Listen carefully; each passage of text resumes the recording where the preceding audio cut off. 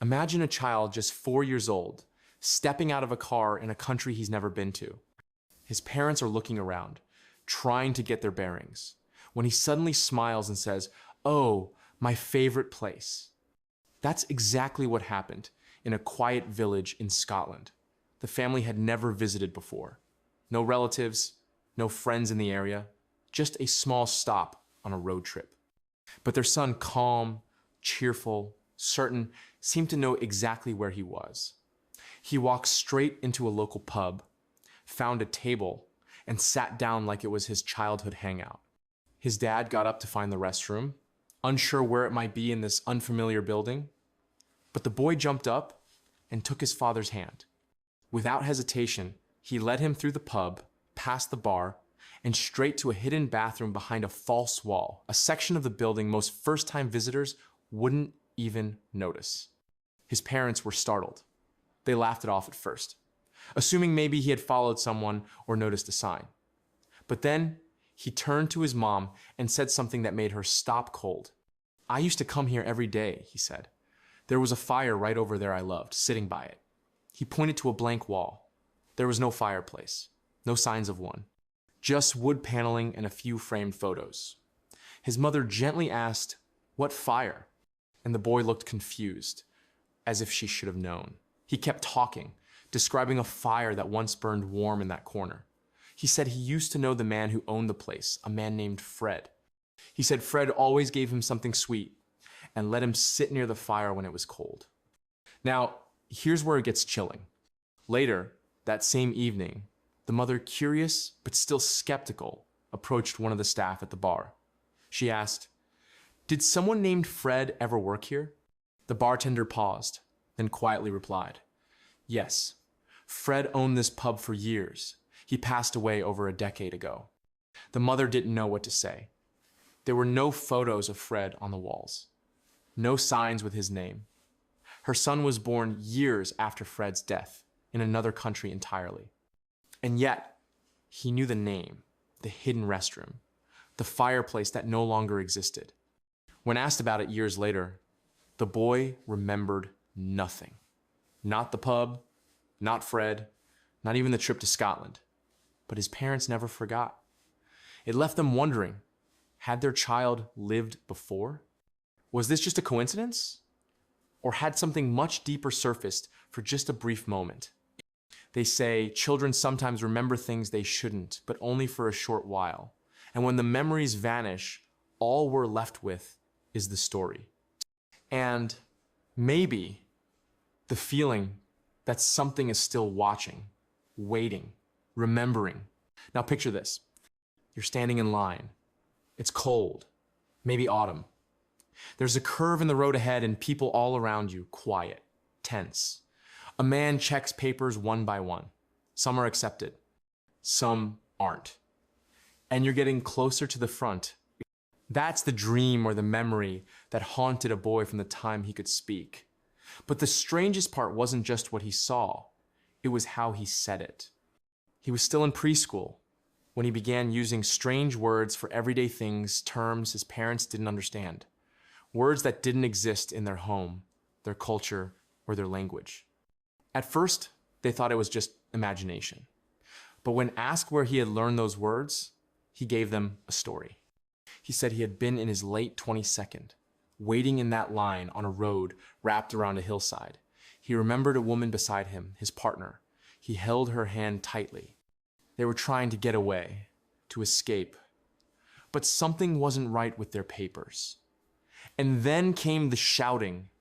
He recalled the uniforms, the barking voices, and two words, sharp and foreign, screamed down the line. One meant stop, the other come back. His parents didn't recognize them, but later they discovered the words were check. This child, barely old enough to read, described a world of fear. He remembered the way the hill dipped down toward a river. He said they needed to cross it to get away from the dogs. But when they ran, his partner fell, and he, terrified, lay across her, trying to shield her body with his own. He described the sound of footsteps behind them, getting slower, closer, and then silence, and then a gunshot. At that moment, he said, everything went white. And when he opened his eyes again, he was a child. Let that sink in.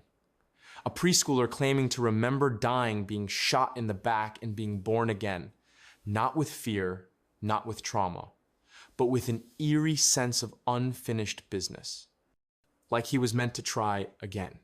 For years, he had the same dream, once a year, always the same.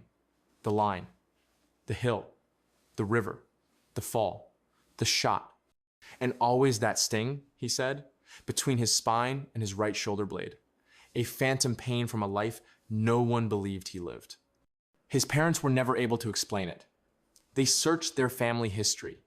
No connection to the Czech Republic, no wartime trauma, no stories of soldiers or refugees. And yet, the boy remembered it all until, like many others, the memories slowly faded. But the feeling never left. Some people believe reincarnation is a clean slate, that you forget for a reason. But sometimes it's not that simple. Sometimes the body is new, but the guilt lingers. The fear echoes.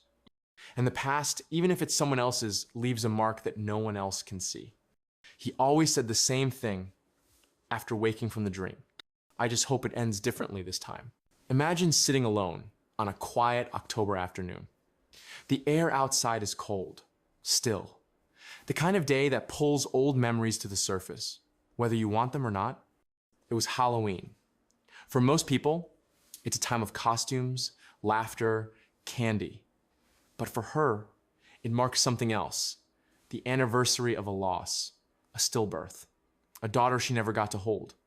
She sat quietly in the den, her husband working on the other side of the room, their 2.5-year-old daughter wandering nearby, babbling softly to herself. The silence was heavy. Not uncomfortable, just quiet in that specific way grief can be, especially when the world keeps spinning and you're still frozen in a moment from years ago. Then the little girl did something strange. Without saying a word, she walked over to a nearby shelf and picked up a book. She couldn't read, not yet.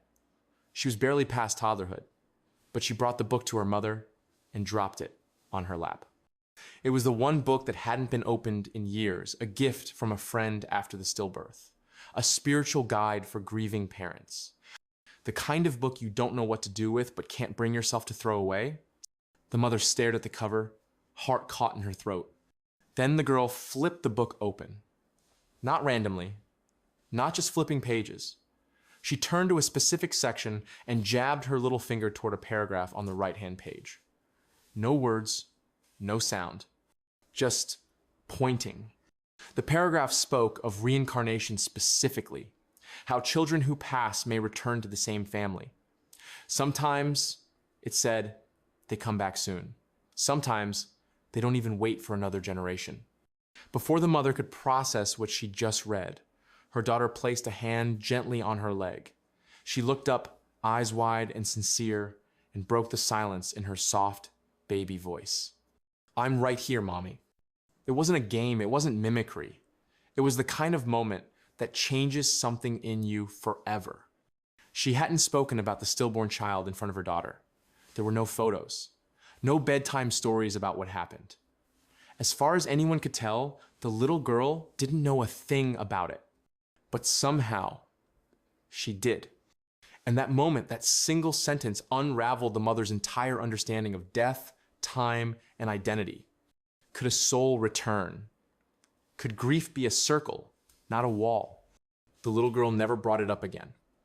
As the years passed, the memory faded not for the mother, but for the child.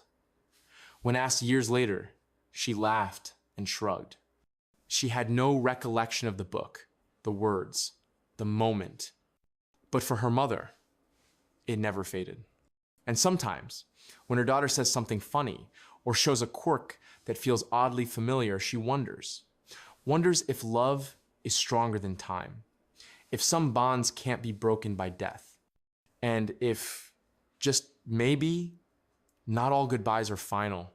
Imagine walking past a child's drawing on the table and freezing mid-step, not because it's messy or strange, but because it's impossibly precise. That's what happened to a young babysitter, just a teenager at the time. tasked with watching a 4-year-old boy for a few hours after school. He was a lively kid, the kind who'd run around, throw toys, never sit still.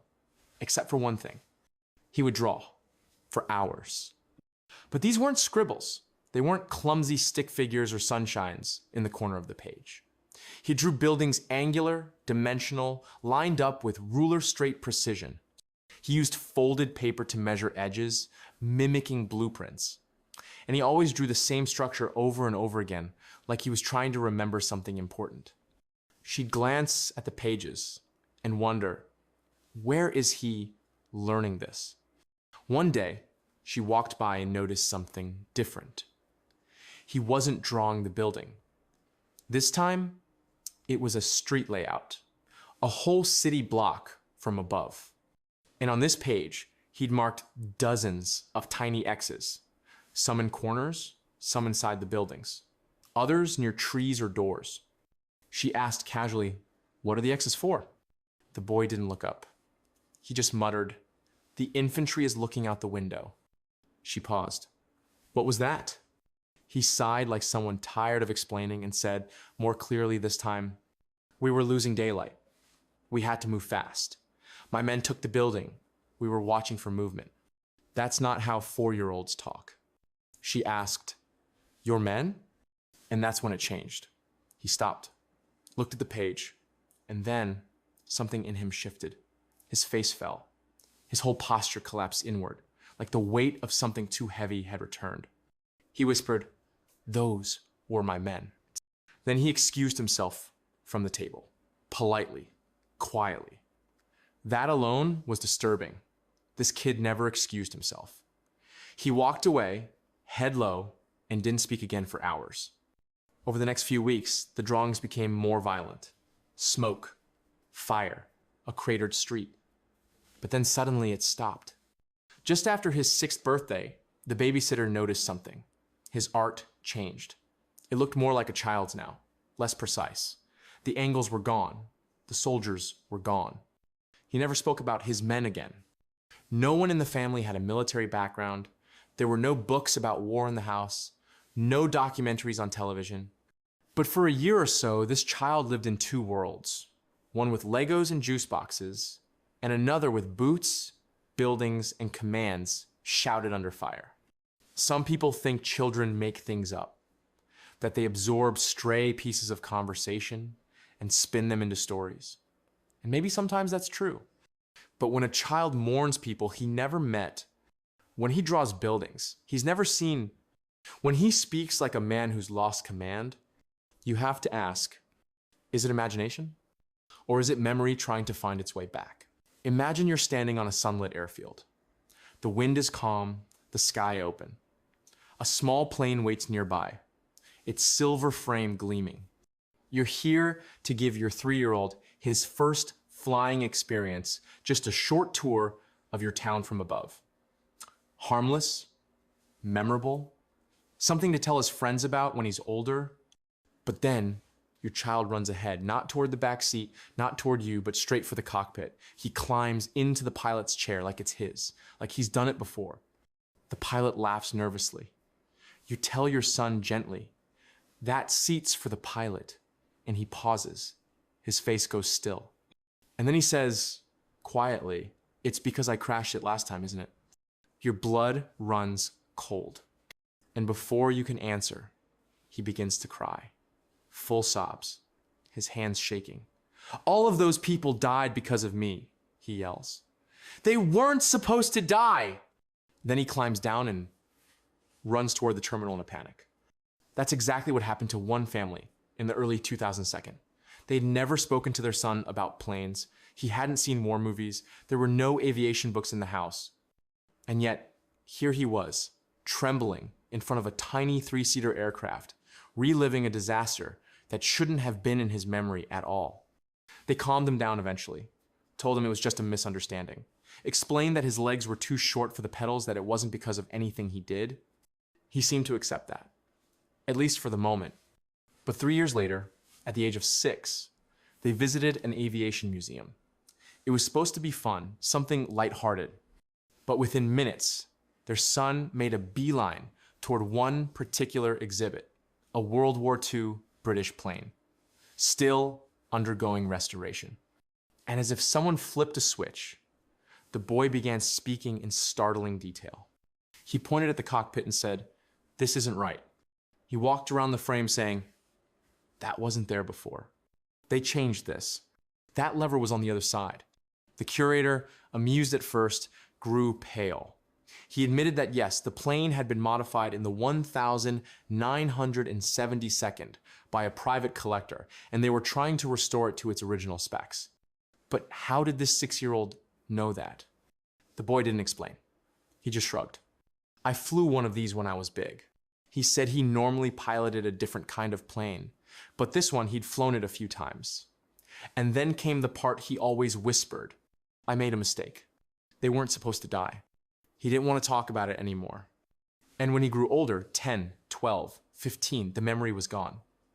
He remembered the museum, yes, but not the restoration, not the cockpit, not even the day he cried on the runway. It had all vanished. But here's the thing. Planes leave black boxes when they crash. People don't. So when a child tells you about the crash before he knows what a plane even is, what do you do with that? Do you call it coincidence? A trick of the mind? Or do you wonder just for a moment if somewhere, long ago, the pilot of a doomed flight whispered the same thing before everything went silent? They weren't supposed to die. Now, step back for a moment. We've just heard 5 different children in 5 different places say things that no one expected, things they shouldn't have known, things no child should have to carry. Memories of foreign lands, of war, of death, of guilt, and then silence.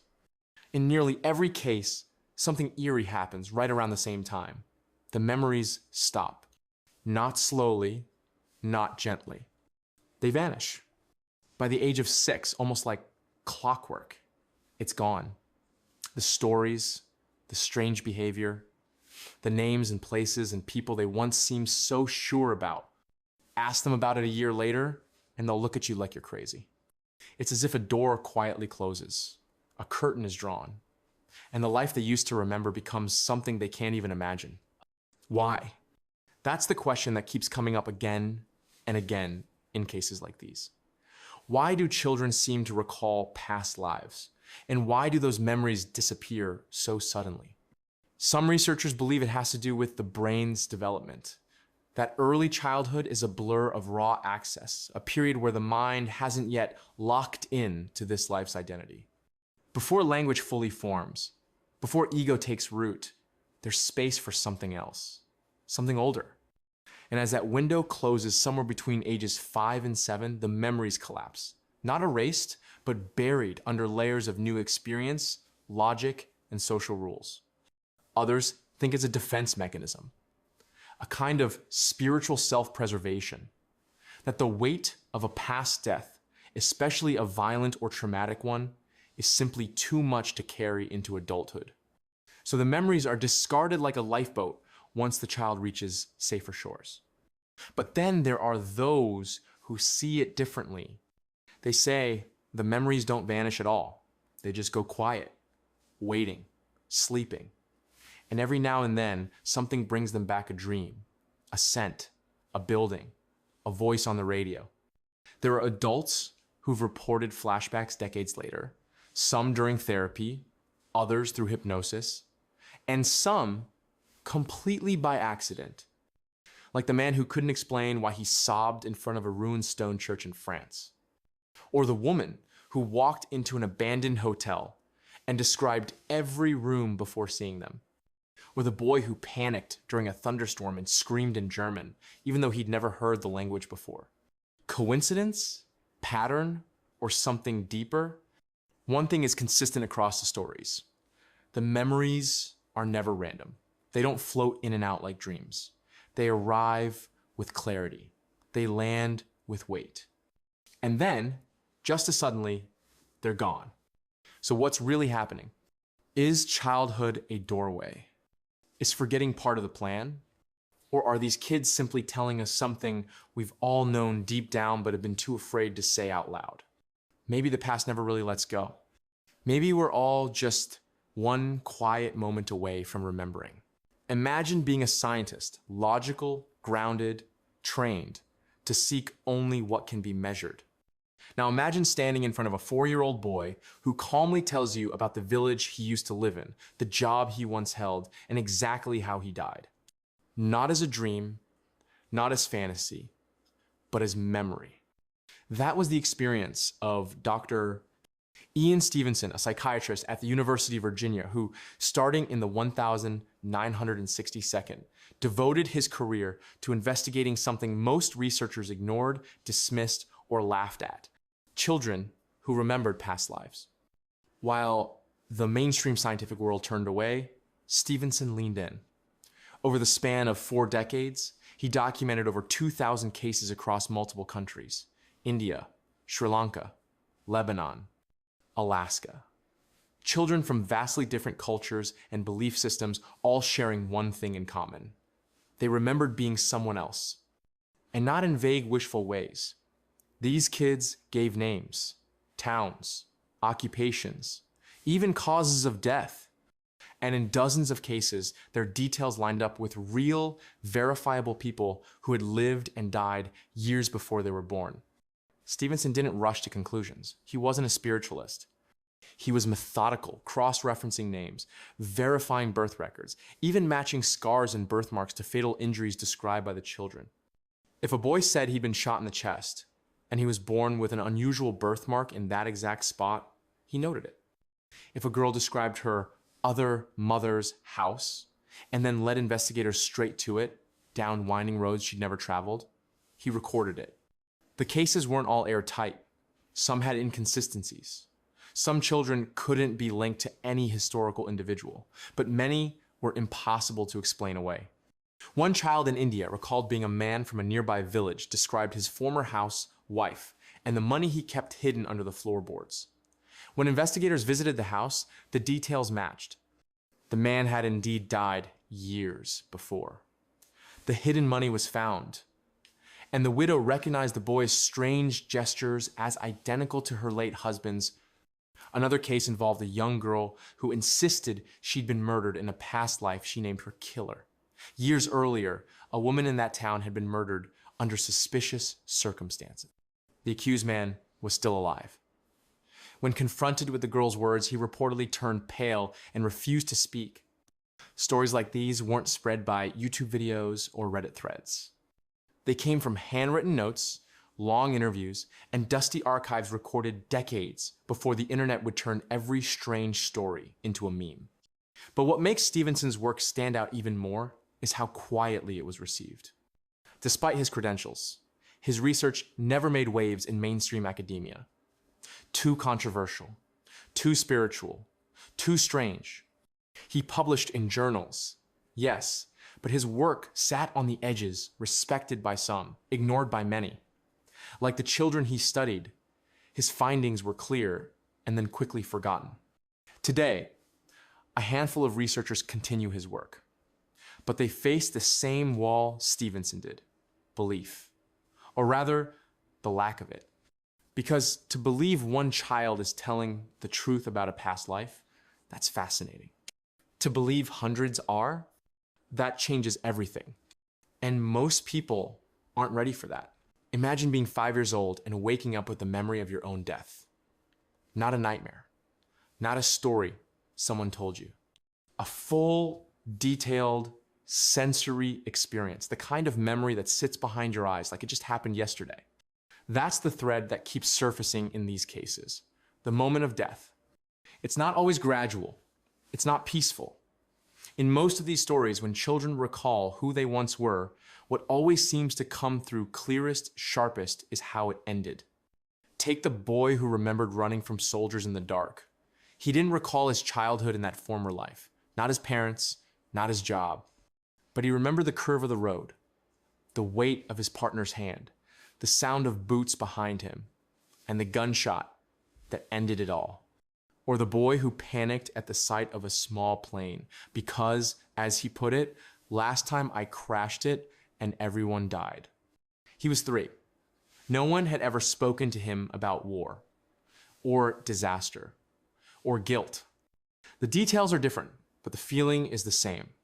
A kind of deep, disorienting recognition, not just of places or people, but of fear, of impact, of pain. And it's not isolated. In one case, a young girl in Turkey insisted she had been struck in the neck with an axe. Her parents were horrified, thinking she'd been exposed to something violent on television. But she insisted over and over that this is what happened before. Doctors examined her and found a large birthmark on her neck, right where she claimed the blow had landed. Researchers later uncovered a report from a nearby village of a woman murdered years earlier. Cause of death: a wound to the neck. Another boy, in Thailand, was terrified of water from the moment he could walk. His parents tried everything: gentle baths, swimming lessons, but he would scream if water touched his face. He later told them that in his other life, he had drowned, that he was crossing a river, that his boat tipped, that he couldn't scream because his throat filled up. He was 4. Children aren't supposed to know what it feels like to drown, or to be shot, or to fall from a height, or be crushed, or set on fire.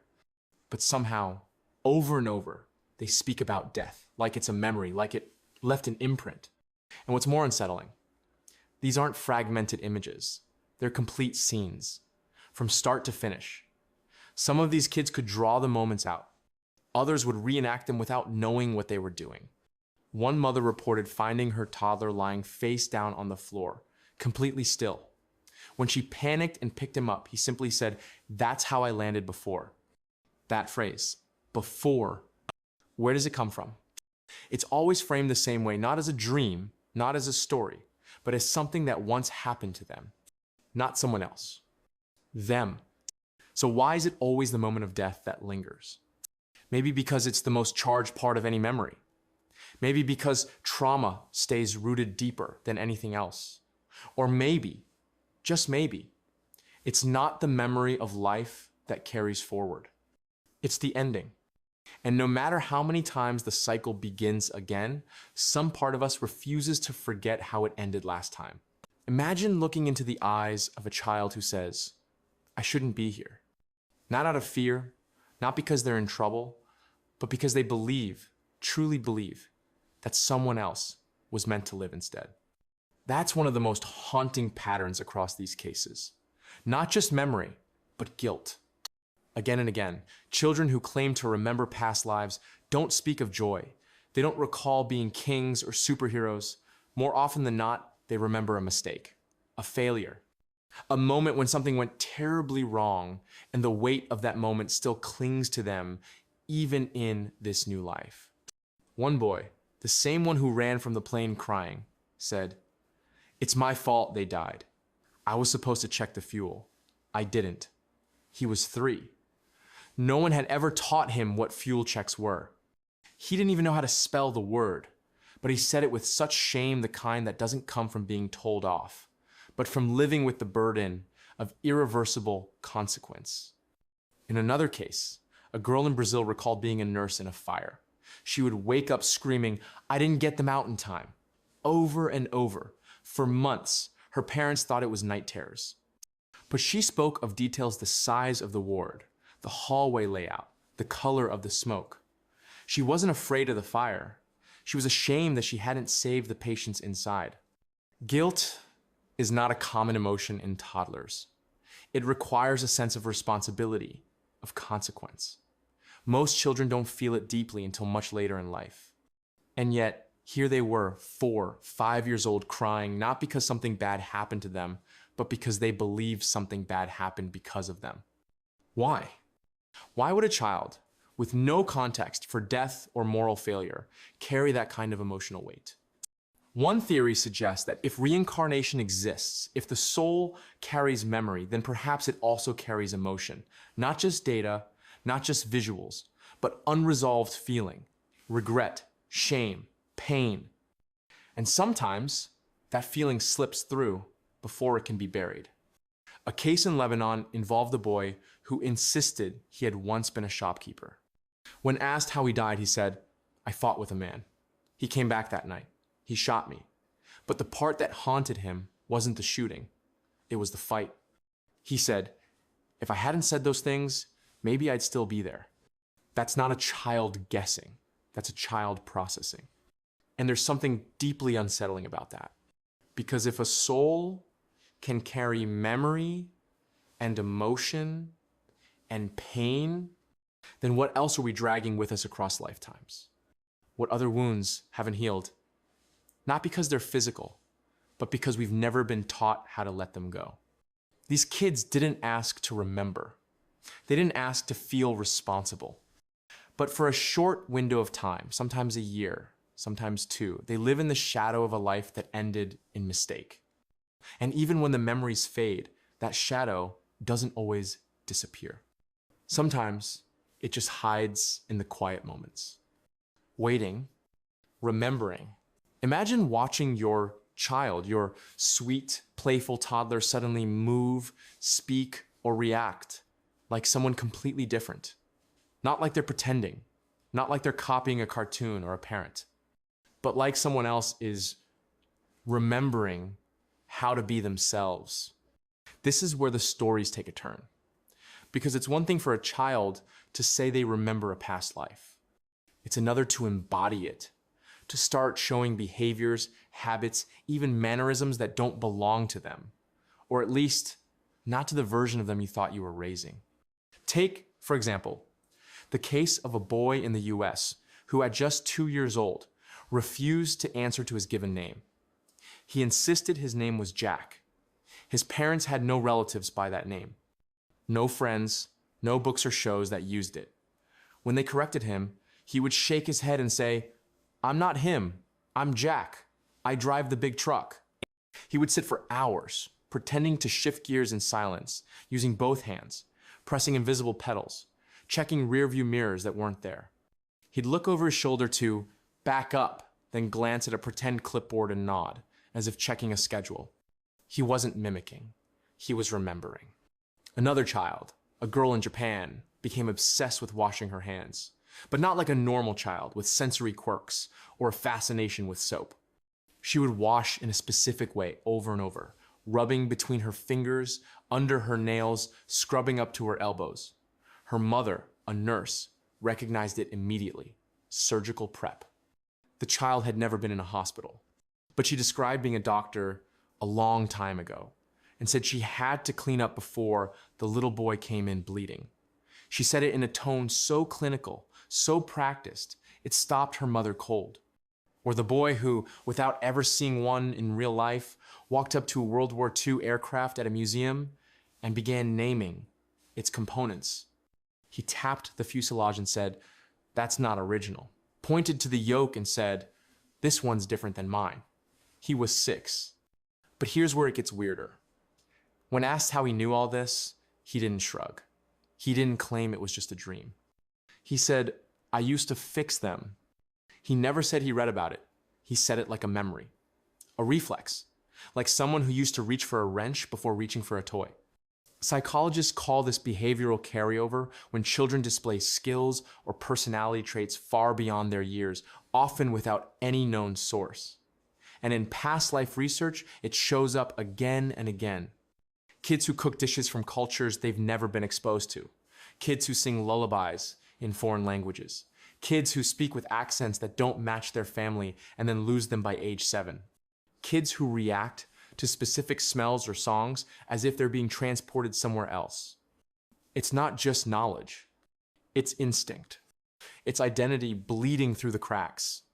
And it makes you wonder, if we're born with fingerprints, blood types, eye color, could we also be born with echoes? Not of genetics, but of who we were. So when your child suddenly pauses before opening a door and mutters, "This used to be where I died," do you dismiss it as play? Or do you listen carefully to the tone? Because sometimes it's not imagination. It's memory, slipping out before the mind is old enough to lock it away. Now imagine a baby born with a long, pale mark across his chest. Not a rash, not a surgical scar, just a faint, permanent line, like something had cut through him before he ever drew breath.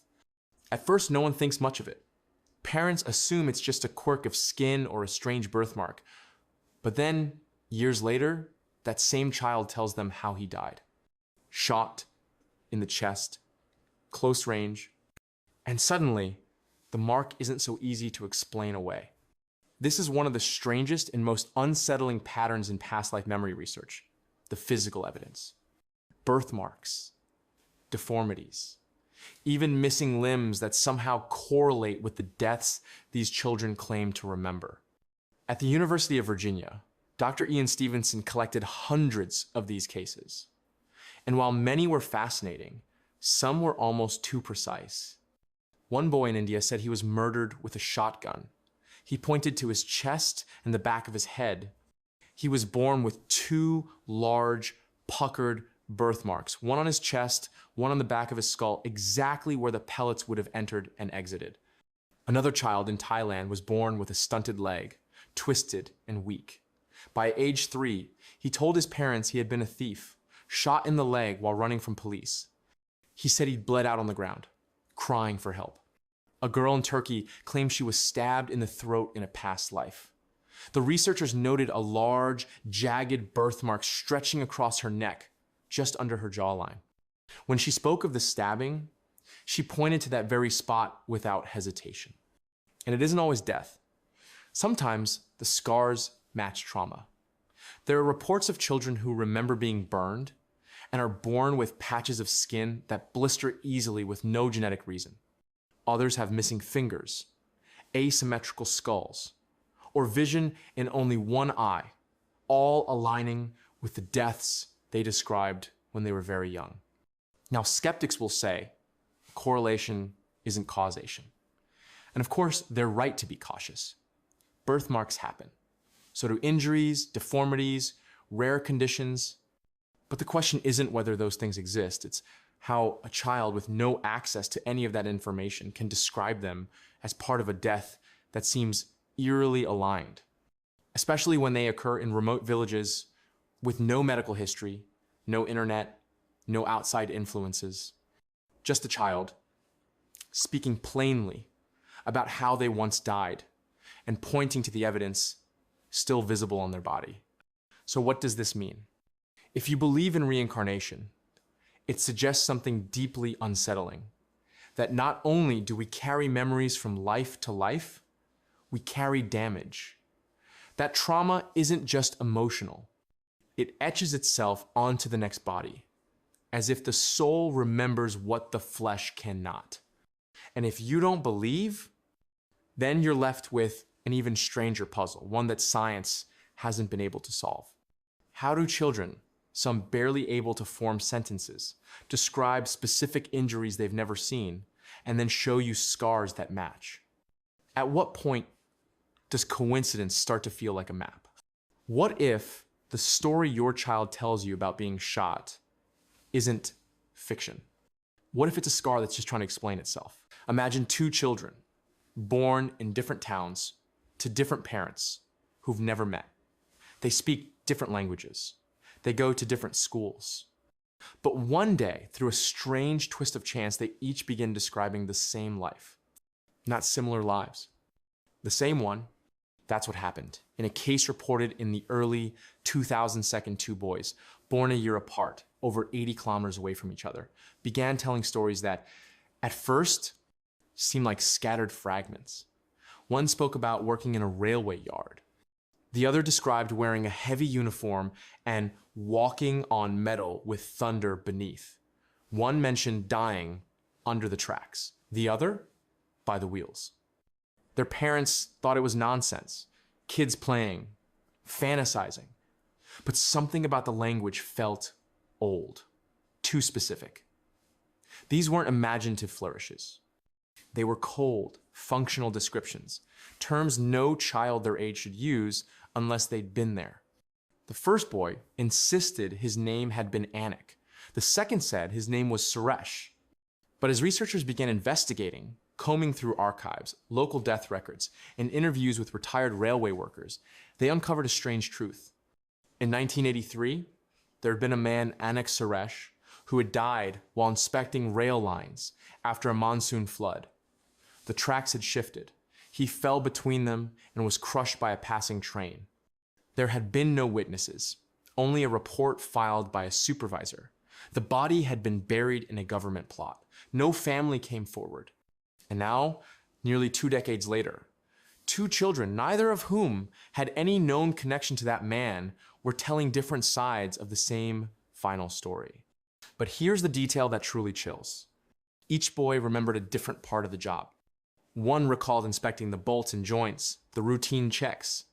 The other described carrying tools, adjusting warning signals, and the final moment slipping on wet gravel. One boy claimed to be inside the noise. The other said he was holding the bag. Were they fragments of the same soul? 2 versions of one man split by trauma? Or something even harder to explain, 2 minds, each tuned to the same distant memory, like radios catching overlapping signals? This isn't the only case.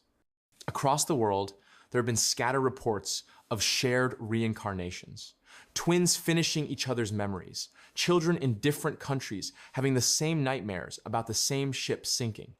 A pair of girls who claim to have once been the same woman, a teacher, who died in a house fire. One remembered the classroom, the other remembered the stairs. Both described the same layout of the building, a school that had burned down 30 years earlier. There is no framework for this, no clean hypothesis. But it raises an uncomfortable question. What if memory doesn't belong to us the way we think it does? What if, sometimes, it leaks? Not just into one child, but into anyone open enough, empty enough to receive it. And if that's true, then who are we, really? Are we individuals? Or are we something more like echoes, bouncing through time, hoping to be heard? Now imagine this. You're standing in your kitchen when your 4-year-old son suddenly says, "Where's my other mommy?" You pause. Maybe he means his grandmother. Maybe he's just confused. But then he says her name full, first and last, and asks why she doesn't live here anymore. You've never said that name in your life. That's how it starts in many of these stories. A question so strange, so out of place, that it feels like a glitch in reality. A child referencing a person they should have no way of knowing. And not in vague terms and specifics. In grief, one of the most compelling cases involves a young boy in the Middle East who, by age 3, could recall the names of 3 people from a nearby village, including a woman he claimed was his wife. He told his stunned parents that he used to live there, that he had a shop, that he had been killed suddenly. He even gave them the name of the man who did it. At first, they dismissed it as a child's fantasy, but the details kept coming. So eventually, they took him to the village. And that's when things got strange. He began pointing at buildings, describing them as they had looked before the white paint. He led them through narrow alleys like he'd lived there his whole life. Then he asked to see his wife. Word got around fast. An older woman, recently widowed, came forward. She had lost her husband years earlier, in what was officially called a robbery gone wrong. The boy walked up to her and said, "I told you I'd come back." He knew her name. He knew the name of her dog that had died. He remembered a secret nickname they used between themselves that no one else ever knew. She collapsed in tears. But it didn't stop there. He identified the man he claimed had killed him still living in the village. At first, the accused denied everything, until the child mentioned something no outsider could have known, the hiding spot behind his house where he'd thrown the weapon. It was still there. Police were called. A body was exhumed. The case was reopened, and for a brief, impossible moment, it looked like death had handed back a witness. Of course, not every case is this dramatic. Most children who claim to return to families from previous lives do so quietly. A girl in Sri Lanka once asked why her old mother didn't make the same curry anymore. A boy in Virginia asked where his real sister went, the one with the red bicycle. A toddler in Wales looked at a photo on the wall and said, "That was me, but not now." It's easy to dismiss these moments as coincidence. Easy until you're the one hearing it. Because there's a look children get when they say these things. A kind of certainty that doesn't belong to someone who's only been alive for a few years. It's not a performance, it's recognition.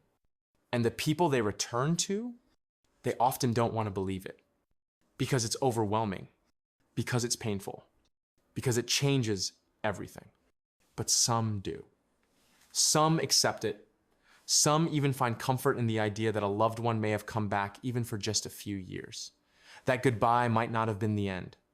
And when that child grows older and the memories start to fade and they stop calling you my wife or my sister or my son, you don't stop believing. You just hold on to the time you were given.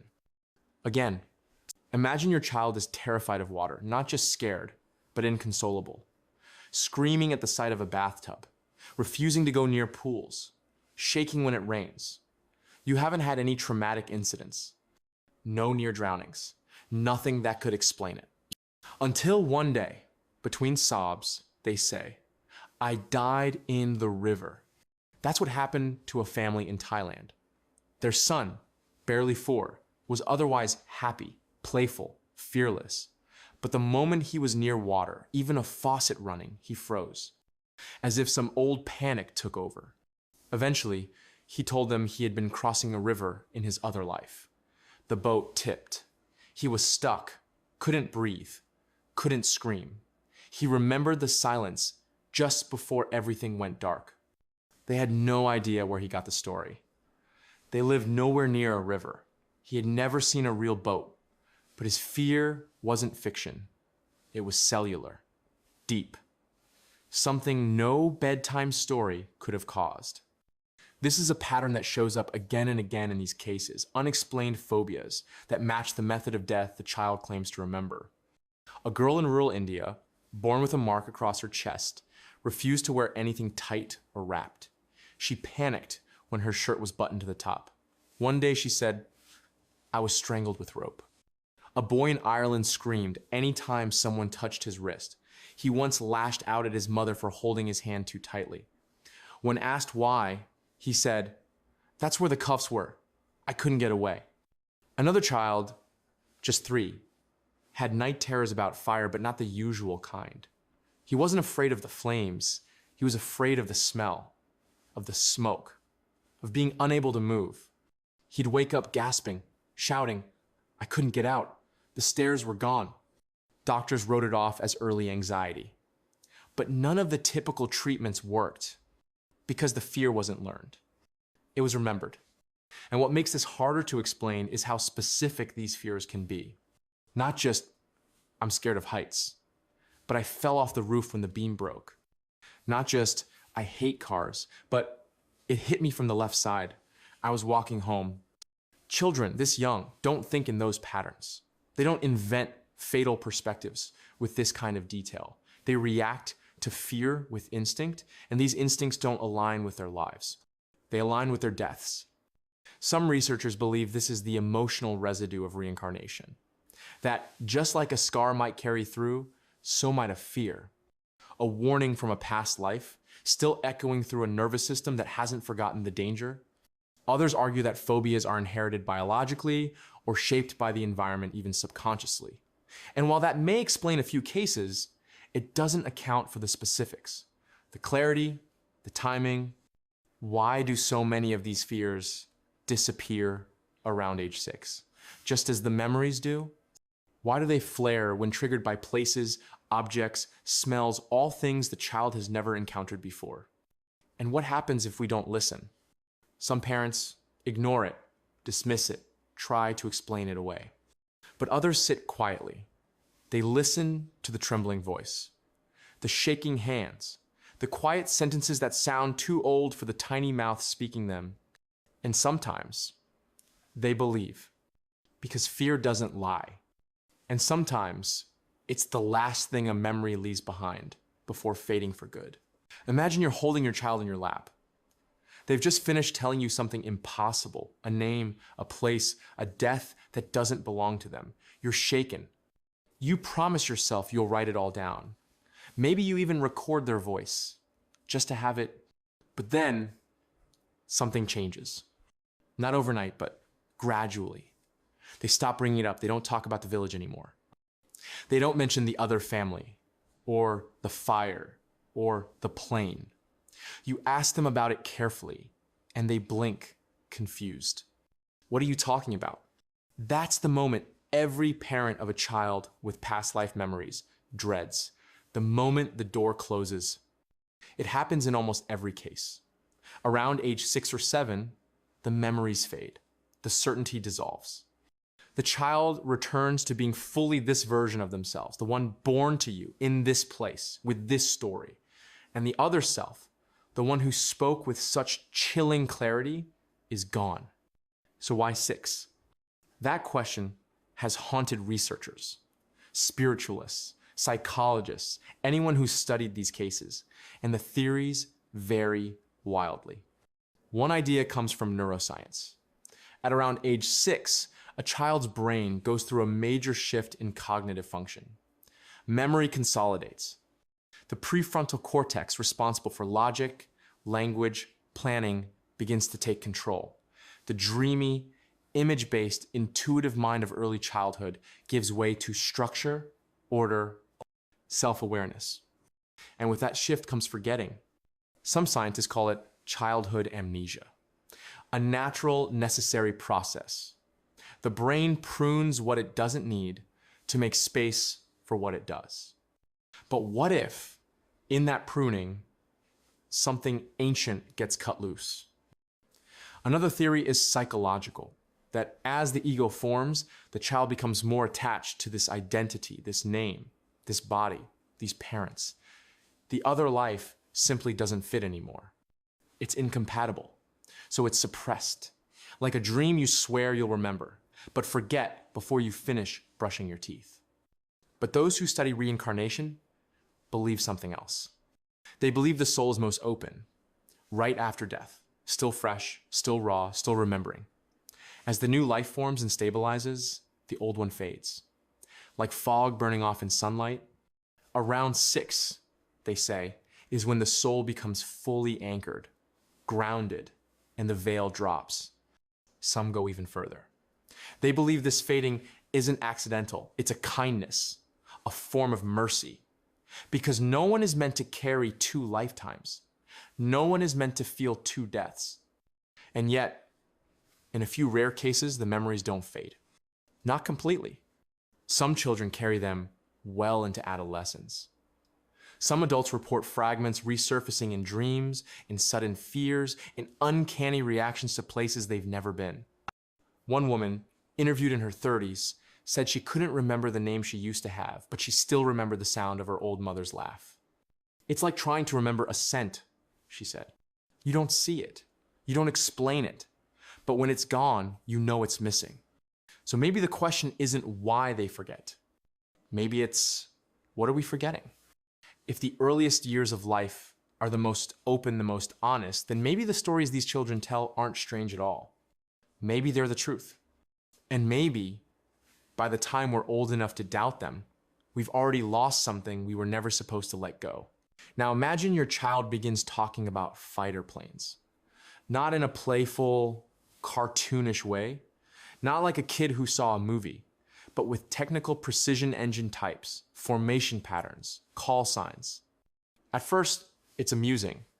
Then it becomes unsettling. That's exactly what happened to the Leninger family in Louisiana. Their son, James, was barely 2 years old when the nightmares started.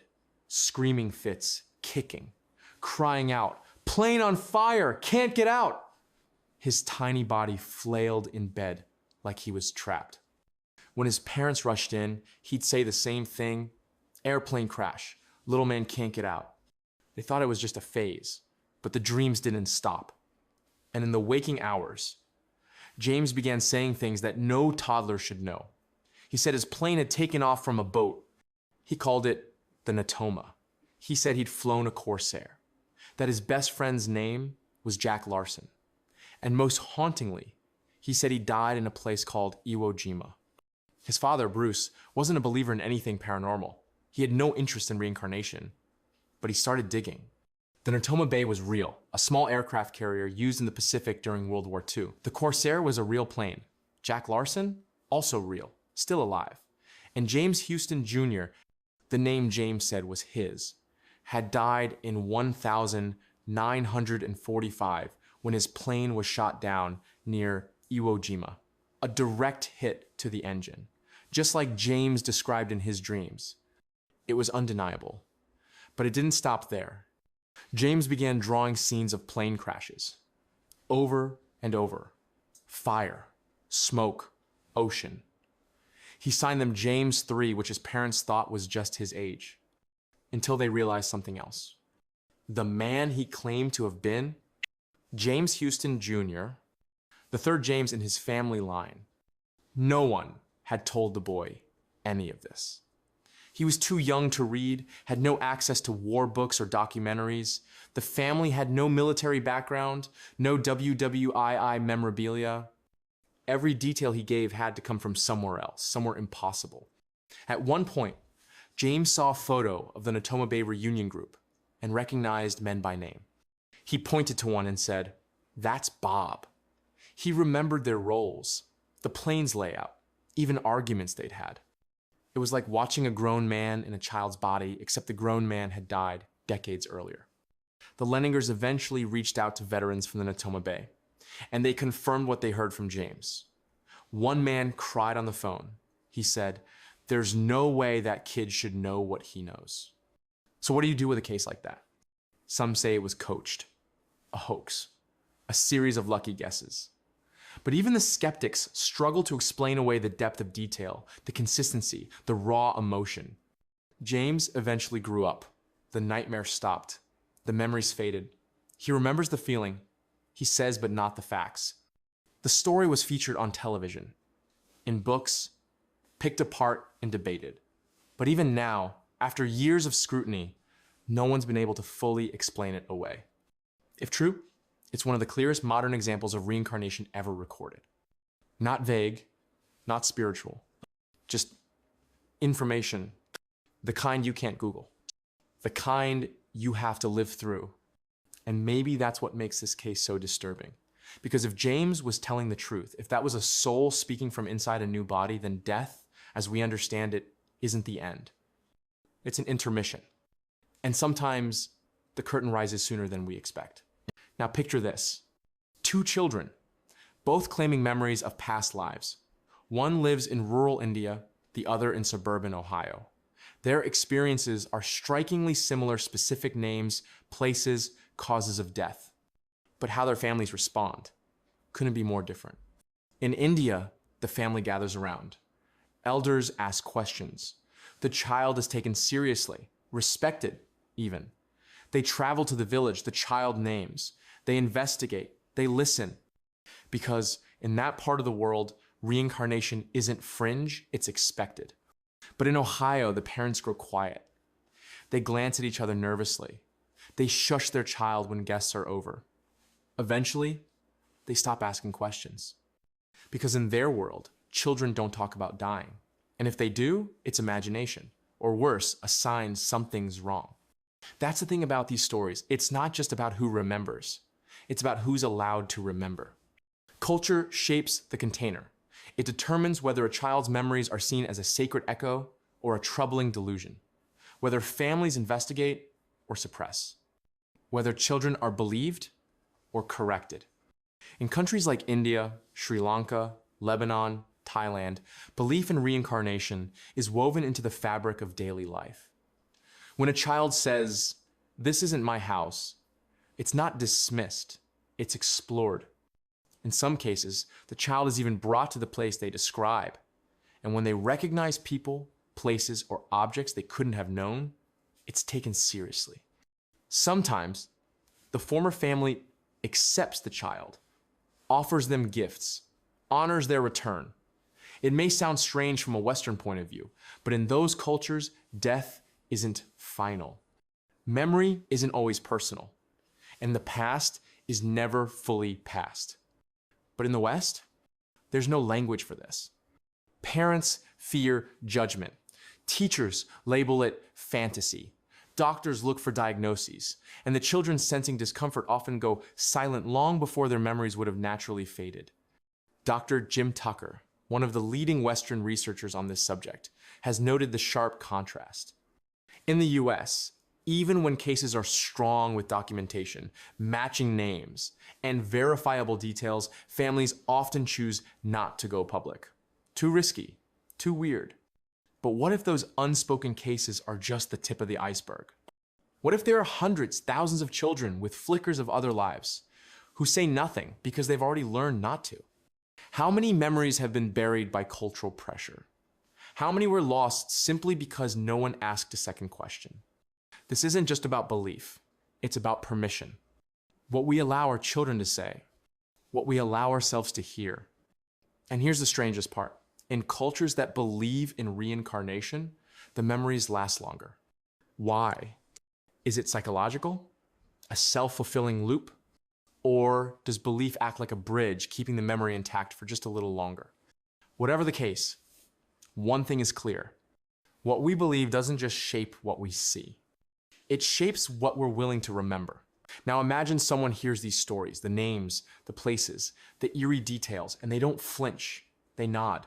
They smile politely. And then they say, there's always another explanation. Because for every person who sees a past life, there's another who sees a coincidence. Skeptics are not the villains of this story. In fact, they're essential.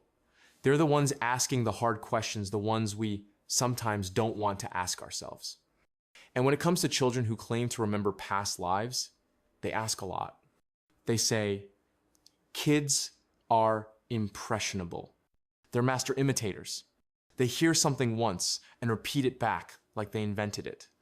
And yes, they're not wrong. Children are little recorders. They soak up language, stories, even emotion.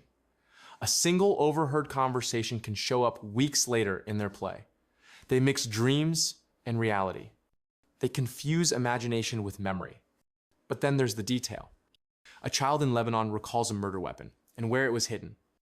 A boy in India leads his family to a house he's never seen, walks through it, and names the people who live there. A toddler in the US identifies military aircraft components before he can spell his own name. Can all of that be explained away?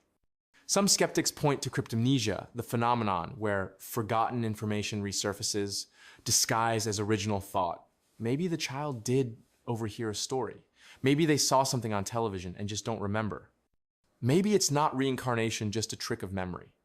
Others suggest parental influence. Could parents, consciously or not, be shaping the narrative, asking leading questions, encouraging the strange stories? Once a child realizes a certain kind of talk gets attention, even loving concern, they may repeat it. That's a fair point. But in many of these cases, the parents are the ones who want the stories to stop. They aren't spiritual. They aren't believers. They're terrified. Then there's the hoax theory, attention seeking, media manipulation. And yes, in the age of viral content and sensational headlines, it's smart to be cautious. But many of the most compelling cases were documented decades before YouTube or social media existed. Handwritten interviews, audio recordings, quiet visits to remote villages by researchers with no cameras, no sponsors, and nothing to gain. And here's the question no skeptic has yet answered. Why do these memories vanish? If it's imagination, why does it disappear around age 6? If it's attention-seeking, why do so many kids forget everything they said just a few years later? If it's all just stories, why does it follow the same pattern over and over across continents and cultures? The truth is, even skeptics admit they don't have all the answers.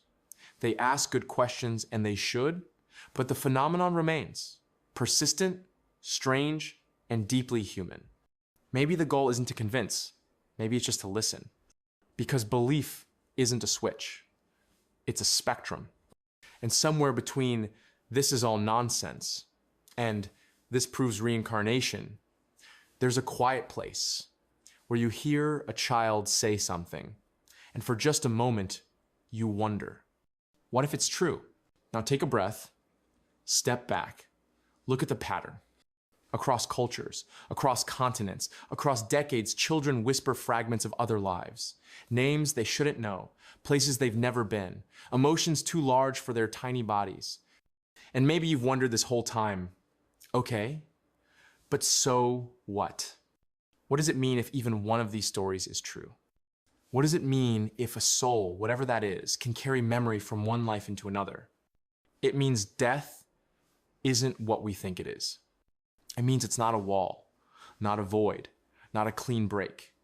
It's a turn in a corridor, a shedding of skin, a transition that doesn't erase who we were, it just tucks it away.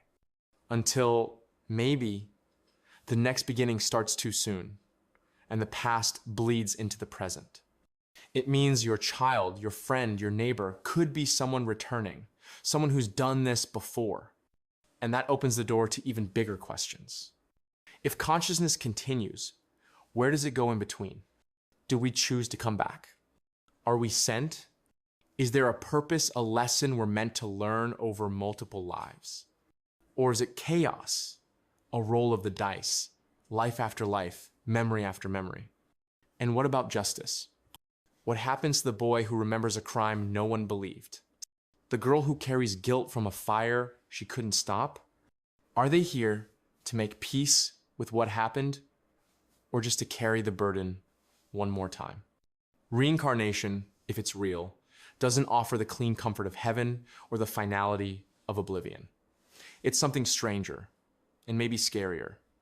It suggests unfinished business, cycles we haven't broken, wounds we haven't healed. It means the things we do, the choices we make, don't vanish with us. They echo, and maybe, just maybe, that's why children are the ones who remember. Because their minds are still soft, still open, still untouched by the filters we build as adults: logic, skepticism, denial. They speak plainly because they haven't learned how not to. They remember until the world teaches them to forget.